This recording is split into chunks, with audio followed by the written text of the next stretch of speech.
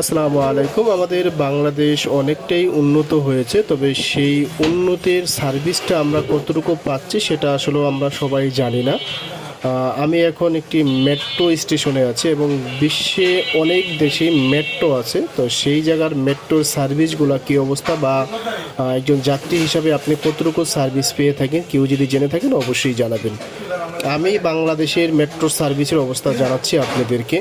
আমি এখন যে জায়গাটিতে আছি এটি হচ্ছে ঢাকা উত্তর মেট্রো স্টেশনে আছি আমি। এই স্টেশনে টিকিট সংগ্রহ করার জন্য দুইটি বুথ আছে, তিনটি বুথ আছে। তিনটি বুথের থেকে একটি বুথ অচল, কাজ করে না, এবং আরও দুইটি যে বুথ আছে সেই বুথটা হচ্ছে আপনি সিরিয়াল ধরে একটি টিকিট সংগ্রহের জন্য প্রায় 20-25 জনের সিরিয়াল ধরে আপনি টিকিটটি নিতে হবে।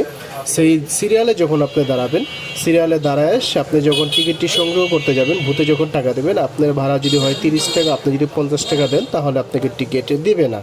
পাংতি টাকা না থাকলে আপনাকে টিকিট দেবেন, আপনাকে 30 টাকাই দিতে হবে।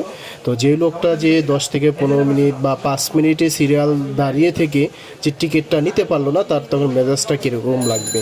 তো এরকম হচ্ছে এই অবস্থা। এবং ম্যানুয়ালি যে টিকিট কাউন্টারগুলি আছে সেই জায়গায় দেখুন দুইজন লোক বসার জন্য পরিবেশ আছে, সেই জায়গায় দুইজনের টিকিট কাটবে, কিন্তু সেই জায়গায় একজন আছে আরেকজন নাই। এবং এই টিকিট